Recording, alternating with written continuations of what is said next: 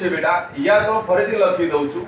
ચલો યાદ કરો, બધા બોલ્યું છું. પૂછો કે એજી ફેર હા કોમ 400. ચલો યાદ આવી માં દીકરાઓ? કઈ હતી બેટા? બોલો. પૂછો કે એજી ફેર હા કોમ 400. તો ચલો આપણે યાદ કરીએ. ચલો પૂ એટલે શું બોલતા બેટા? પોટેશિયમ. યાદ આવે ને? સો એટલે બેટા સોડિયમ. કે એટલે બોલ્યા બેટા કેલ્શિયમ.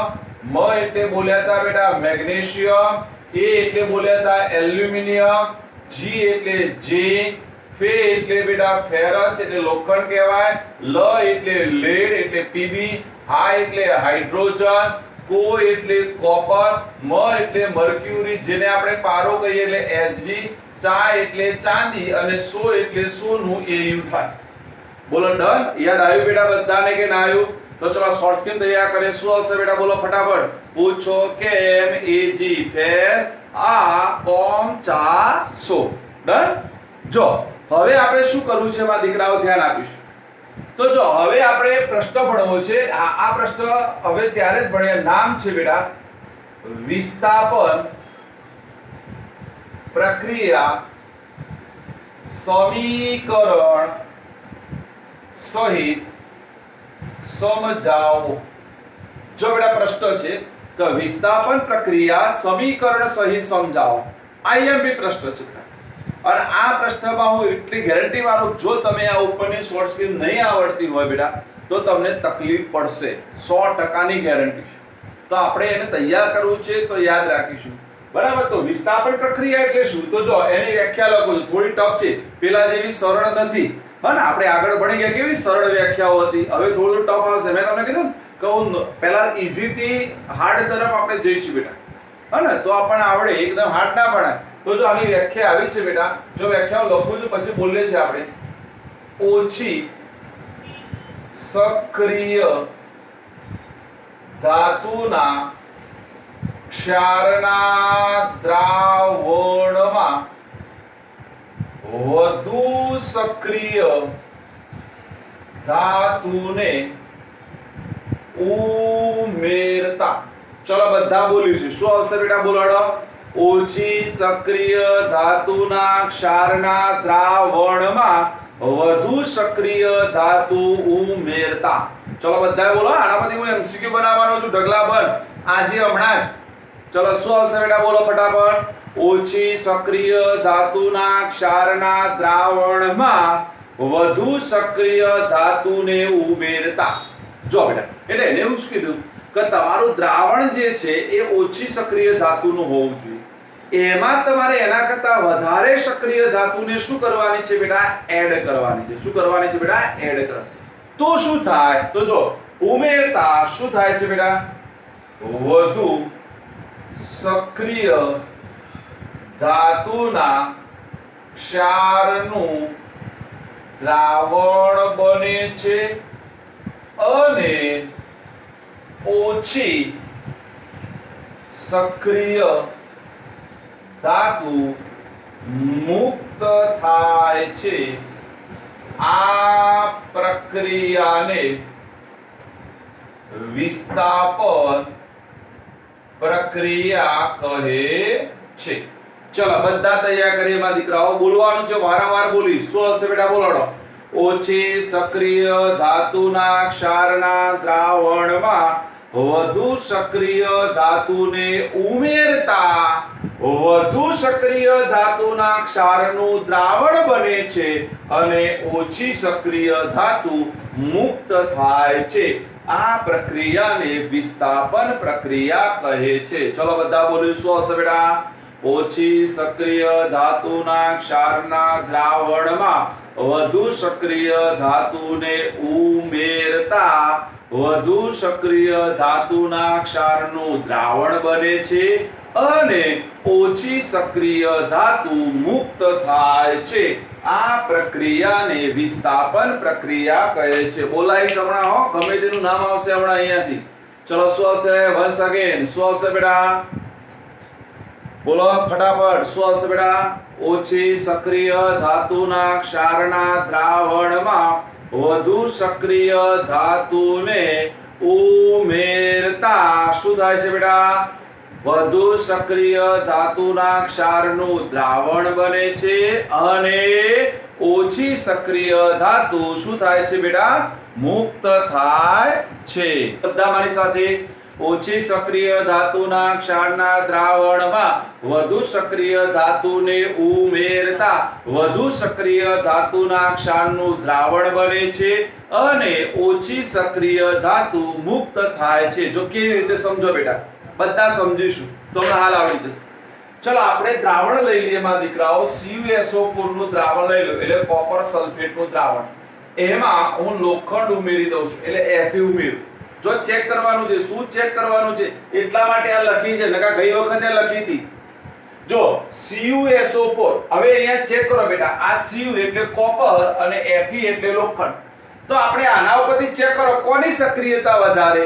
તો Fe ની સક્રિયતા વધારે, કોપરની સક્રિયતા કેવી છે બેટા? ઓછી છે. જે ઓછી કારણ આપણે કીધું સૌથી વધારે સક્રિય પોટેશિયમ, એના પછી સોડિયમ, એના પછી calcium, magnesium, aluminium, zinc, ferrous, lead, hydrogen, copper, પછી આવશે બેટા મર્ક્યુરી, ચાંદી અને સોનું થશે. તો દેખો અહીંયા થઈ ગયું ઓછી સક્રિય ધાતુના ક્ષારનું દ્રાવણ થયું. CuSO4 એટલે થયું ઓછી સક્રિય. એમાં આપણે શું કરી? વધુ સક્રિય ધાતુ ઉમેરી Fe. તો હવે શું થશે ખબર બેટા? જો અહીંયા આવું થશે, આ Fe Cu ને ધક્કો મારશે અને Cu નું સ્થાન લઈ લેશે અને Cu એ Fe નું સ્થાન લઈ લેશે. તો આપણને દ્રાવણ કેવું બનશે બેટા? FeSO4 નું દ્રાવણ બનશે અને Cu ધાતુ શું થશે બેટા? મુક્ત થશે. એટલે જો અહીંયા ચેક કરો, સાચું બોલ્યા? જો ઓછી સક્રિય ધાતુના ક્ષારના દ્રાવણ, ઓછી સક્રિય ધાતુના ક્ષારનું દ્રાવણ એટલે CuSO4. વધુ સક્રિય ધાતુ ઉમેરતા આપણે શું ઉમેરી બેટા? Fe ઉમેરી. Fe તો શું થશે? વધુ સક્રિય ધાતુના ક્ષારનું દ્રાવણ બનશે. કયું બન્યું બેટા? FeSO4. અને ઓછી સક્રિય ધાતુ એટલે Cu શું થશે બેટા? મુક્ત થશે. બોલો પડી ખબર? પડી ખબર? ચલો બીજું એક્ઝામ્પલ લઈએ. ચલો હું લઈ લઉં બેટા, ધ્યાન આપીશું આપણે. ચલો CuSO4 માં આપણે Mg ઉમેરી દઈએ. શું ઉમેરી દઈએ બેટા? Mg. તો શું થાય? બધાને આવડે કે MgSO4 નું દ્રાવણ બનશે અને Cu ધાતુ શું થશે બેટા? મુક્ત થશે. બોલો થાય કે ના થાય? થાય. જો પ્રશ્નો બનાવું છું. બોલો આ એક પ્રશ્ન આવડી ગયો બધાને? આવડે બેટા? ચલો ફટાફટ તૈયાર કરી. શું થશે એમાં દીકરાઓ? બોલો ફટાફટ વ્યાખ્યા બોલે એમાં દીકરાઓ. ઓછી સક્રિય ધાતુના ક્ષારના દ્રાવણમાં વધુ સક્રિય ધાતુને ઉમેરતા વધુ સક્રિય ધાતુના ક્ષારનું દ્રાવણ બને છે અને ઓછી સક્રિય ધાતુ મુક્ત થાય છે. આ પ્રક્રિયાને વિસ્થાપન પ્રક્રિયા કહે છે. ચલો હું એક આવો MCQ બનાવું છું, બધા ચેક કરીશું. જોજો, ધ્યાન આપજો. નીચેનામાંથી કઈ પ્રક્રિયા શક્ય નથી તમારે ઓળખવાની છે. હું અહીંયા 4 પ્રક્રિયાઓ લખું છું. તમારે મને કહેવાનું છે કે 4 માંથી કઈ પ્રક્રિયા શક્ય નથી. એમાં આનો ઉપયોગ કરવાનો છે. બરાબર? વિચારવાનું છે મગજથી. આપણે શાંતિથી ચલાવીશું, ઉતાવળ નહીં કરીએ માં દીકરાઓ. કારણ હવે નાના ચેપ્ટર ફટાફટ પૂરા થઈ જશે. આપણો લોકડાઉન ધારો કે ચાલુ રહે ને તો આપણે તો દિવાળી પહેલા પતાવી દઈએ સિલેબસ. બરાબર ને? એવું છે આપણું કામકાજ. ચલો બરાબર. 4 પ્રક્રિયાઓ લખું છું માં દીકરાઓ. તમારે મને કહેવાનું છે કઈ સાચી છે કઈ ખોટી છે વિચારી. AgNO3 માં હું Cu ઉમેરું. બરાબર? તો મળશે મને CuNO3 twice plus Ag. હું આને બેલેન્સ કરી નાખું તો અહીંયા મારે 2 મૂકવા પડશે અને અહીંયા 2 મૂકવા પડશે. આ એક પ્રક્રિયા. બીજી પ્રક્રિયા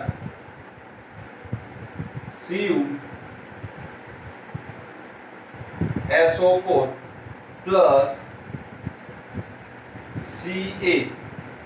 તો CaSO4 plus Cu. ત્રીજી પ્રક્રિયા FeSO4 plus MgSO4 plus Fe. અને છેલ્લી ચોથી પ્રક્રિયા બેટા ZnSO4 plus Cu CuSO4 plus Zn. આપણે આ ચાર પ્રક્રિયા એક લોજિકલી છે બેટા. જો અહીંયા આપણે આને મેચ કરવાનું. ચલો આ Ag લઈ લેવાનું અને કોપર લેવાનું. તો દેખો બેટા આમાં દેખો Ag કરતા કોપરની સક્રિયતા વધારે એટલે શક્ય છે. અહીંયા લઈ લો કોપર લઈ લો અને કેલ્શિયમ લઈ લો તો કોપર કરતા કેલ્શિયમની સક્રિયતા વધારે છે એટલે શક્ય છે.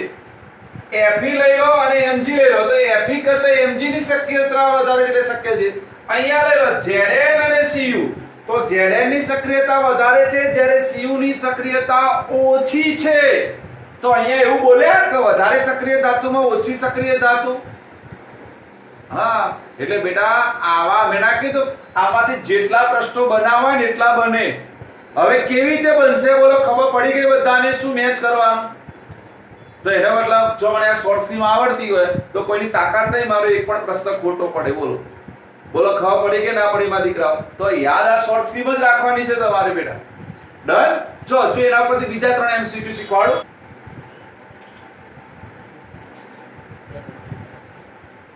નીચેનામાંથી કયો ક્રમ સાચો છે? નીચેનામાંથી કયો ક્રમ સાચો છે? બરાબર ધ્યાન આપીશું બધા. ડન. ઓકે લખજો. જો આવું હોય ને તો આપણે શું કરવાનું બેટા ખબર કે આપણે એક નોટ પેન લઈને બેઠા હોય તો એમાં રાઈટ ડાઉન કરતા જાય એટલે આપણે પરફેક્ટ ખબર પડે બેટા. જો હું લખું છું કયો સાચો છે. હું પહેલો લખું બેટા પોટેશિયમ, પછી લખી દઉં બેટા મેગ્નેશિયમ. ક્રમ લખું છું ગ્રેટર ધેન વચ્ચે લખેલું છે નિશાન. પછી લખી દઉં બેટા હાઇડ્રોજન અને ઝિંક. બીજો લખું છું બેટા મેગ્નેશિયમ, Zn, હાઇડ્રોજન અને Ag. ત્રીજો લખી દઉં છું મેગ્નેશિયમ, Zn, Ag અને Fe. ચોથો લખી દઉં છું બેટા એલ્યુમિનિયમ, Fe, Au અને Ag.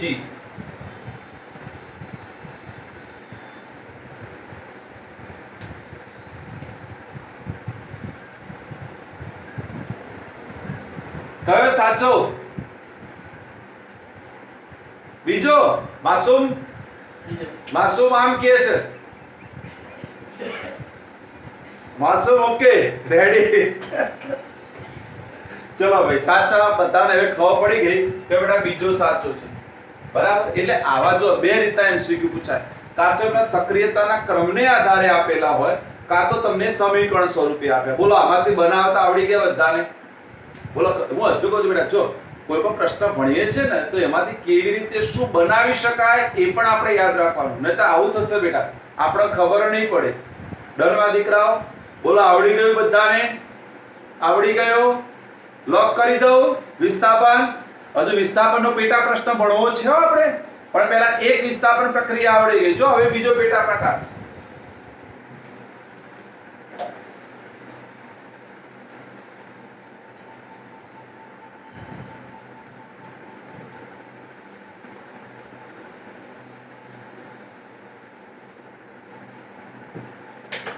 જો બેટા પ્રશ્ન છે દ્વિવિસ્થાપન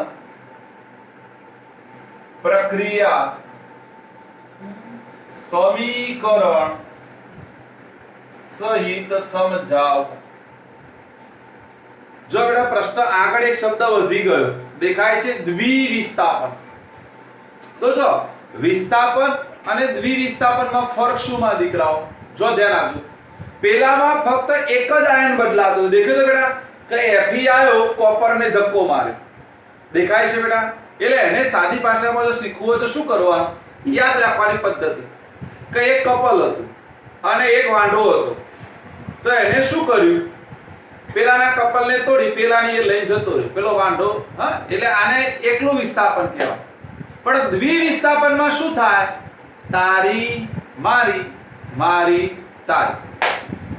ખબર પડે દ્વિવિસ્થાપનમાં શું કરશે એટલે ઉલટ સુલટ કે હવે હું તને આપી દઉં તારી મને આપી દે આને દ્વિવિસ્થાપન કહેવાય યાદ રાખવા માટે અહીંયા શું હશે આની વ્યાખ્યા પહેલા તૈયાર કરીએ બેટા જો વ્યાખ્યા આવી છે ધાતુના ક્ષારના દ્રાવણમાં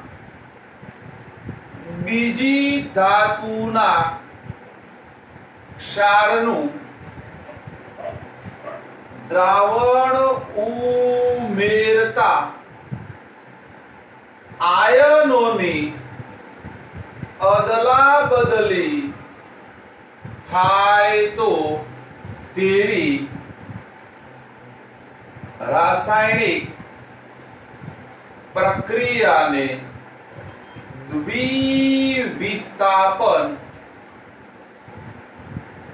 પ્રક્રિયા કહે છે ચલો બધા તૈયાર કરીએ શું આવશે બેટા બોલો ફટાફટ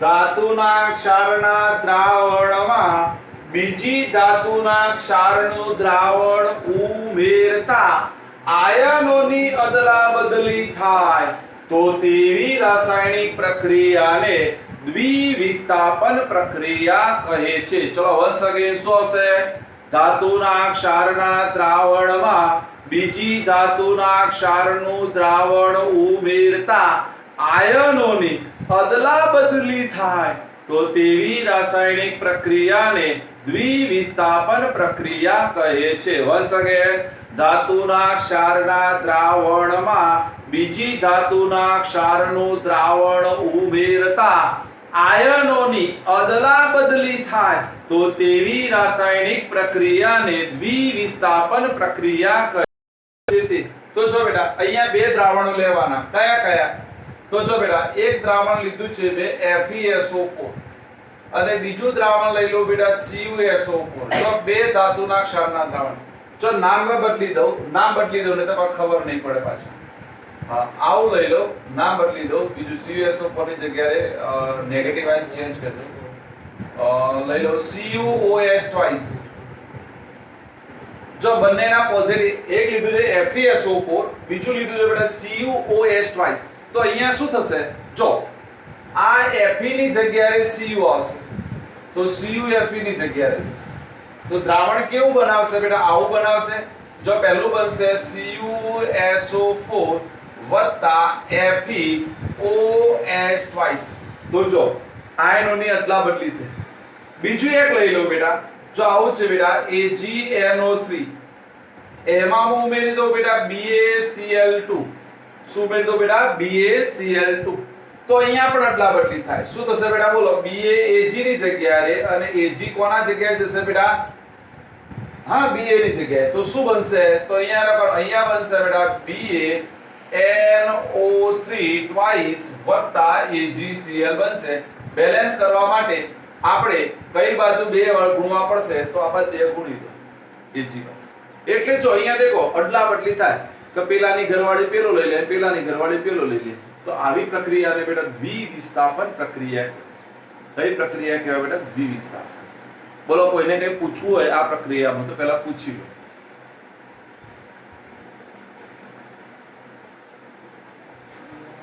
શું થયું અવાજ નહીં આવતો જે બોલે છે તમે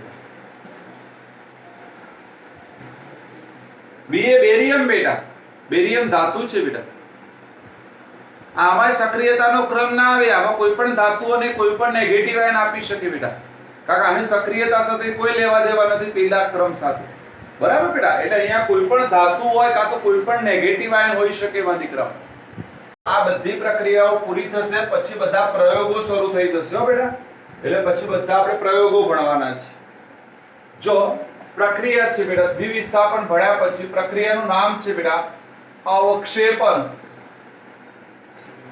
પ્રક્રિયા સમીકરણ સહિત સમજાવો બરાબર કઈ પ્રક્રિયા બેટા અવક્ષેપન પ્રક્રિયા સમીકરણ જો આપણે કઈ કઈ ભણીને આવે યાદ કરો બેટા જો પહેલી ભણ્યા હતા ઓક્સિડેશન બીજી ભણ્યા બેટા રિડક્શન ભણ્યા હતા ત્રીજી આપણે ભણ્યા બેટા સંયોગીકરણ ચોથી ભણ્યા હતા આપણે વિઘટન આજે પાંચમી ભણ્યા બેટા વિસ્થાપન અને છઠ્ઠી આવી છે બેટા અવક્ષેપન. સાતમી ભણીશું આપણે રેડોક્સ પ્રક્રિયા. કઈ ભણીશું બેટા? રેડોક્સ. એટલે 7 પ્રક્રિયાઓના પ્રકાર પૂરા થશે. આ બધાના હવે પ્રયોગો ભણીશું અને પછી સંતુલન સમીકરણ શીખવાડીશ બધાને. જો બેટા, અવક્ષેપન પ્રક્રિયા એટલે શું? તો એને શું કીધું બેટા? કોઈ દ્રાવણ, કોઈ ધાતુના દ્રાવણમાં બીજા કોઈ ધાતુનું દ્રાવણ ઉમેરવામાં આવે. જો પેલાના જેવું જ છે, પણ અહીંયા ફરક શું છે સમજજો બેટા. જો પેલામાં આપણે એવું બોલ્યા હતા આયનોની અદલા બદલી થાય, અહીંયા એવું નથી બેટા. જો વ્યાખ્યા આવી છે કે એક ધાતુના ક્ષારના દ્રાવણમાં બીજી ધાતુના ક્ષારનું દ્રાવણ ઉમેરવામાં આવે અને જો અદ્રાવ્ય અવક્ષેપ મળે. હવે અદ્રાવ્ય અવક્ષેપનો મતલબ શું થઈ જાય કે આપણે બે બેટા દ્રાવણો ભેગા કરીએ અને મને અંદર ઘન પદાર્થ નવો મળે, એટલે બે ભેગા કરવાથી ઘન પદાર્થ ઉત્પન્ન થાય, એને અવક્ષેપ કહેવાય. શું કહેવાય બેટા? અવક્ષેપ. અવક્ષેપનો મતલબ થાય દ્રાવણમાં ઘન પદાર્થનું નિર્માણ થવું. શું થાય બેટા? દ્રાવણમાં ઘન પદાર્થનું નિર્માણ થવું એને અવક્ષેપ કહેવાય. શું કહેવાય બેટા? અવક્ષેપ કહેવાય. શું કહેવાય બેટા? અવક્ષેપ. તો ચલો બધા વ્યાખ્યા તૈયાર કરીએ. શું આવશે બેટા? બોલો. એક ધાતુના ક્ષારના દ્રાવણમાં બીજી ધાતુના ક્ષારનું દ્રાવણ ઉમેરવામાં આવે અને અદ્રાવ્ય અવક્ષેપ મળે. શું આવશે? અને અદ્રાવ્ય અવક્ષેપ મળે તો તેવી રાસાયણિક પ્રક્રિયાને અવક્ષેપન પ્રક્રિયા કહે છે. ફરીથી હું બોલું છું, લખું છું, ધ્યાન આપો બેટા. શું આવશે? એક ધાતુના ક્ષારના દ્રાવણમાં બીજી ધાતુના ક્ષારનું દ્રાવણ ઉમેરતા જો અદ્રાવ્ય ઘન અવક્ષેપ મળે તો તેવી પ્રક્રિયાને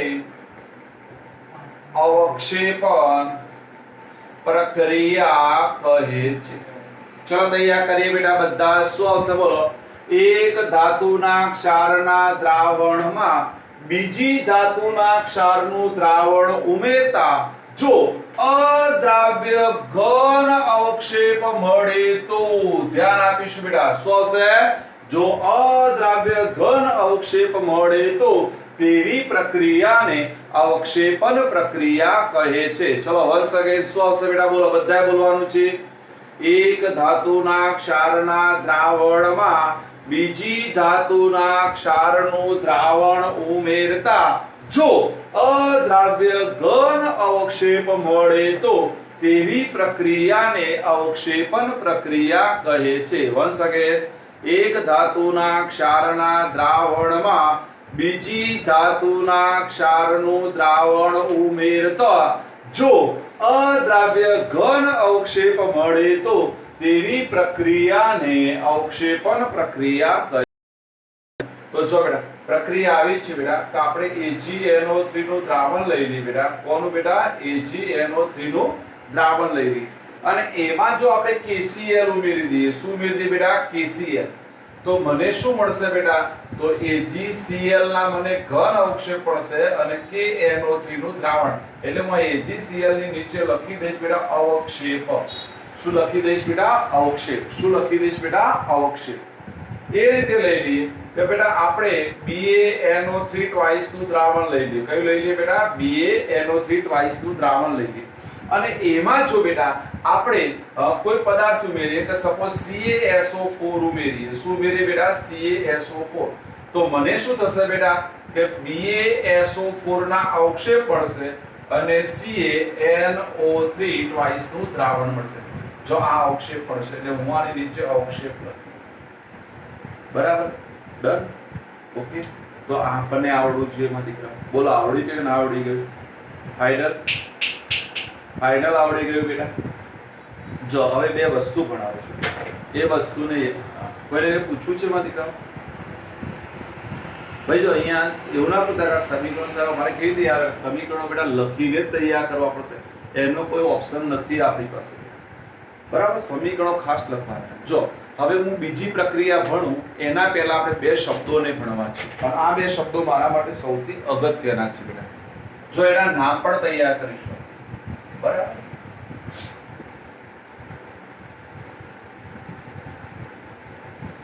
એક વ્યાખ્યા હું બોલીશ, બીજી તમારે મને કહેવાની છે. હા, જો બે શબ્દો સમજવા છે મારે. પહેલો છે બેટા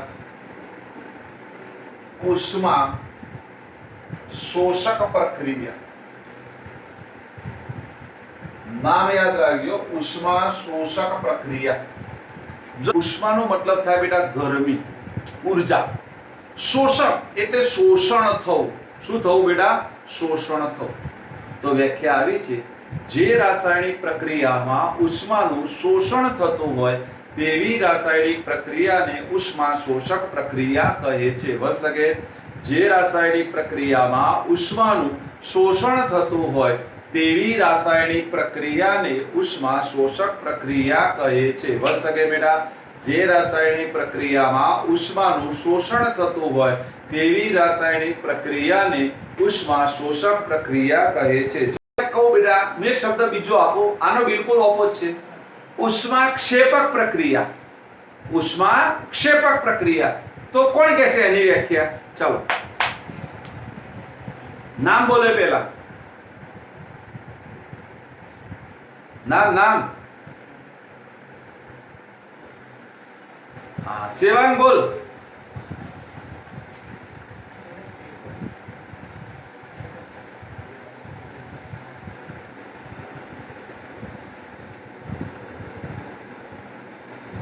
વેરી તો ચલો, બે શબ્દો આવડી ગયા મને. કયા બે શબ્દો આવડી ગયા બોલો? ઉષ્મા શોષક એટલે ઉષ્માનું શોષણ થતું હોય, અને ઉષ્માક્ષેપક એટલે ઉષ્મા શું થતી હોય બેટા? મુક્ત થતી હોય. એટલે જો પહેલા લખી દઉં છું વ્યાખ્યા. આવી છે બેટા શોષકમાં, જે રાસાયણિક પ્રક્રિયામાં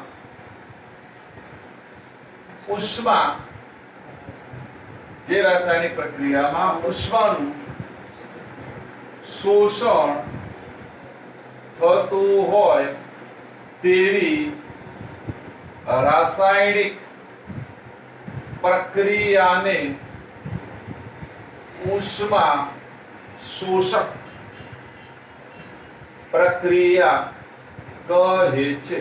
અને બીજી વ્યાખ્યા લખી દઉં માં દીકરાઓ, ઉષ્મા ક્ષેપક પ્રક્રિયા. તો જો આવી છે બેટા, જે રાસાયણિક પ્રક્રિયામાં ઉષ્મા મુક્ત થતી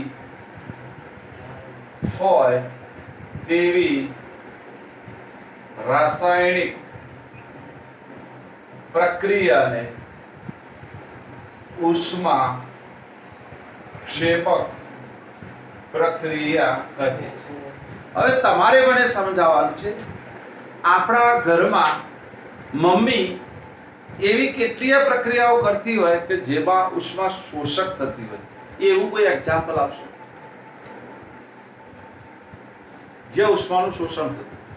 રસોઈ જ ના થાય. હા, ઉષ્મા વગર રસોઈ ના થાય. એટલે ગેસ સ્ટવ ચાલુ ના કરો તો ઉપર આરા બધી રસોઈ બના કરું તો એ બધી ઉષ્માનું શું કરે બેટા? શોષણ કરે. એટલે ઉષ્મા શોષક પ્રક્રિયા વગર મમ્મીનું કામ જ શક્ય નહીં બેટા. થાય કે ના થાય? બોલો, થાય કે ના થાય? તમારી મમ્મી બધું કરે, ચા બનાવે તોય ઉષ્માનું શોષણ થાય, ખીચડી બનાવે તોય થાય, દાળ ભાત બનાવે તોય થાય. હે ને? ભાવે ને બધાને? ખીચડી, દાળ ભાત, કારેલાનું શાક, કંકોડાનું શાક, બધી સારામાં સારી આઈટમો બધાને ભાવે. હા, આવું સાહેબનું ભાવે. સાહેબ હમણાં કોઈ પિઝા કહી દો, હા, પેલો ગરમ કૂતરો કહી દો, આવું સાહેબ અમને ભાવે. હા, ચલો ડન માં દીકરાઓ? ડન. તો ચલો હવે એક એવું એક્ઝામ્પલ આપો જે ઉષ્મા મુક્ત થતી હોય. એ તાવ આવે તો મમ્મી કઈ કરે આપણને? શું કરે? કોઈ મને કહેશે તાવ આવે તો મમ્મી શું કરે? એવું ના કહેતા કે સાહેબ મમ્મી દવાખાને લઈ જાય દવા લે, એવું નહીં. હા, હારા માસૂમને બધી ખબર છે. બોલો. હા, આપણી મમ્મી શું કરે? મીઠા વાળા ઠંડા પાણીના પોતા માથે મૂકે. બરાબર ને? કદી વિચારીએ કેમ મૂકે છે મમ્મી? તો જો બેટા આપણને તાવ આવ્યો એટલે મારા શરીરમાં ઉષ્મા ઉત્પન્ન થઈ કે ના થઈ બેટા? તો એ ઠંડા પાણીના પોતા મૂકવાથી એક મીઠાનું ઠંડુ પાણી એ ઉષ્માનું શું કરે બેટા? શોષણ કરી દે. એટલે આપણા શરીરમાંથી જેટલી ગરમી છે એ ગરમીને ખેંચી લે. એટલે ઉષ્મા શોષક પ્રક્રિયા થાય. કઈ પ્રક્રિયા થાય? ઉષ્મા શોષક પ્રક્રિયા. બરાબર? એટલે બધું સમજવાનું છે. નાની વસ્તુઓ છે પણ બહુ ઇમ્પોર્ટન્ટ વસ્તુઓ છે બેટા. આપણા ઘરમાં આપણા સરાઉન્ડિંગ એરિયામાં બધી પ્રક્રિયાઓ થતી હોય પણ આપણને ખબર જ ના હોય. હા, જો બેટા ફરીથી તો આપણી ચોપડીમાં બે શબ્દો આપેલા છે, વ્યાખ્યાઓ નથી આપેલી. પણ શબ્દ આપેલા હોય તો આપણે એ શબ્દોને સમજવા પડે. નહીં તો શું થાય કે આપણને એ ખબર ના હોય ઉષ્મા શોષક પ્રક્રિયાનું હું અહીંયા લખ કરું કોઈ ખબર જ ના પડે. એટલે મેં શબ્દોને સમજાયા. આ શબ્દો કઈ પ્રક્રિયા સાથે સંકળાયેલા હોય તો ફરીથી કહી દઉં બેટા, બધા યાદ રાખી લેવાનું કે આપણી કોઈ પણ રાસાયણિક પ્રક્રિયા હોય બેટા એ દહનની પ્રક્રિયા હોય. દહનની પ્રક્રિયા તો દહનની પ્રક્રિયામાં હંમેશા યાદ રાખવાનું, દહનની કોઈ પણ પ્રક્રિયા હોય તો એ દહન પ્રક્રિયા બાજુ પ્રક્રિયકો બાજુ ઉષ્મા શોષક થાય અને નિપજ બાજુ હંમેશા ક્ષેપક થાય. ફરીથી આ સમજજો ને તો ગાભા નીકળી જશે બધાના. હા, કોઈને એ ખબર નહીં પડે. પેલા આ ખબર છે પ્રક્રિયક અને નિપજ કોને કહેવાય? હા, પાછા એ જ ખબર નહીં હોય તો જો બધું શીખવાડું બેટા. જો અહીંયા હું કહી દઉં કે A અને B પ્રક્રિયા કરી અને C અને D નિપજ બનાવે તો A અને B ને બેટા પ્રક્રિયકો કહેવાય અને આ જે મળે C અને D એને નિપજો કહેવાય. શું કહેવાય બેટા? નિપજો. ખબર પડી બેટા? એટલે પ્રક્રિયકો એટલે શું? જે પ્રક્રિયા કરે એને પ્રક્રિયકો અને નિપજ એટલે શું? તો જે મળે એને નિપજ. બરાબર ને? પડી ખબર બધાને? જો એના કરતા બેસ્ટ એક્ઝામ્પલ આપણોમાં હાલ ખબર પડી જાય. મમ્મી પપ્પા પ્રક્રિયકો કહેવાય અને તમે નું બધા નિપજો કહેવાય. બરાબર? એટલે યાદ રાખવાનું પ્રક્રિયકો કોણ ને નિપજો કોણ આપણે ખબર પડી જવી જોઈએ. શીખવાડજો બધી શોર્ટ રીતો છે બેટા. તો પ્રક્રિયકો બાજુ હંમેશા યાદ રાખવાનું એ પ્રક્રિયા ઉષ્મા શોષક જ હોય અને નિપજ વાળી પ્રક્રિયા હંમેશા બેટા ઉષ્મા ક્ષેપક જ હોય. યાદ રાખીશું બેટા કે પ્રક્રિયક એટલે ઉષ્મા. કેમ બેટા આવું થાય? જો બેસ્ટ એક્ઝામ્પલ આપું કે બેટા કોઈ પણ બે પ્રક્રિયકો છે કોઈ પણ એ ત્યારે જ જોડાય કે પહેલા એમના બંધો તૂટવા પડે અને બંધો તૂટે એટલે એને મારે ઉર્જા આપવી પડે અને ઉર્જા આપે એટલે ઉર્જાનું શોષણ કરે અને ઉર્જાનું શોષણ કરી અને નવી નિપજ બને ત્યારે હંમેશા ઉષ્મા જે વાપરી હતી એ વધારાની ઉષ્માને શું કરે બેટા? મુક્ત કરે. શું કરે બેટા? મુક્ત. જો અહીંયા પ્રકાશ સંશ્લેષણની ક્રિયામાં પણ એવું થાય. જો સમજાવો બેટા, પ્રકાશ સંશ્લેષણની ક્રિયામાં શું થાય કે વનસ્પતિ સૂર્યપ્રકાશનો ઉપયોગ કરે. આપણે એવું બોલે કે સૂર્યપ્રકાશનો ક્લોરોફિલનો ઉપયોગ કરશે એ સૂર્યપ્રકાશનું રાસાયણિક ઉર્જામાં રૂપાંતર કરશે. રાસાયણિક ઉર્જા એ ખોરાક બનાવશે તો ખોરાક બનાવવા સાથે પણ કેટલીક વધારાની ઉર્જા ઉત્પન્ન કરે. પહેલા તો એને શું કર્યું? જો ક્લોરોફિલે શું કર્યું બોલો? સૌર ઉર્જાનો ઉપયોગ કર્યો એટલે સૌર ઉર્જાનું એને શોષણ કર્યું. શોષણ કર્યું તો સામે મને કઈ ઉર્જા મળી બેટા? રાસાયણિક ઉર્જા મળી. એટલે જો આ બાજુ એને શોષણ કર્યું, પેલબાજ ઉર્જા મુક્ત કરી. શું કરી? પેલબાજ ઉર્જા મુક્ત કરી. એટલે પ્રક્રિયકો બાજુ હંમેશા ઉર્જાનું શોષણ થાય અને નિપજ બાજુ હંમેશા ઉષ્મા શું થાય બેટા? મુક્ત થાય. જો બેસ્ટ આપણા ઘરનું એક્ઝામ્પલ બતાવો. ઘરનું એક્ઝામ્પલ આજે જ બધાને ખબર પડશે. તમારી મમ્મી બેટા યાદ રાખો કોઈ પણ સ્ટવ ઉપર કોઈ પણ તપેલી મૂકે નીચે શું કરશે? ગરમ કરશે. થશે ગરમ વસ્તુ. ઉપર વસ્તુ ગરમ થઈ ગયા પછી શું થવા લાગશે ખબર છે? કે એ પદાર્થમાંથી ઉષ્મા મુક્ત થવા લાગશે. આપણે ઉપર હાથ રાખે તરત ખબર પડે ગરમ લાગે.